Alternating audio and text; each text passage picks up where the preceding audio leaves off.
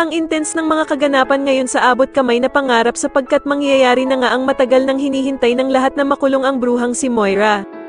Dito nga matapos ang ginawang pagpapakalat nila Giselle at Doc Robert ng mukha ni Moira sa telebisyon, ay mahuhuli na nga ito ng mga pulis.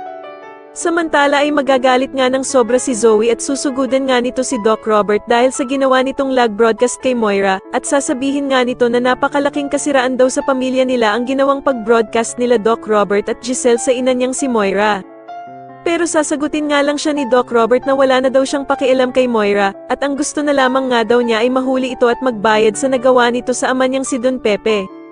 Samantala ay magtatagumpay nga ang pagtakas ni Moira papuntang Japan, at dito nga ay meron siyang kakausapin na half Filipino at half Japanese na kaibigan ni Doc Carlos para tulungan siya. Sa kalagitnaan naman ng kasiyahan ni Moira ay bigla siyang tatawagan ni Doc Carlos para sabihin sa kanya na mag-ingat siya dahil sa nandoon nga din daw sa Japan sila Lynette at Annalyn.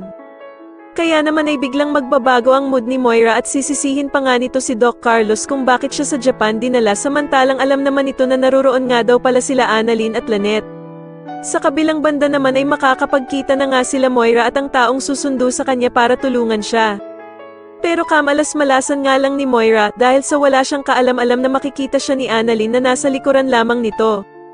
Samantala ay tatanungin na nga ni Lynette itong si Doc Lin dun sa nararamdaman nito para sa anak niyang si Annalyn dahil nga sa nakakahalata na siya na may gusto ito sa anak niya.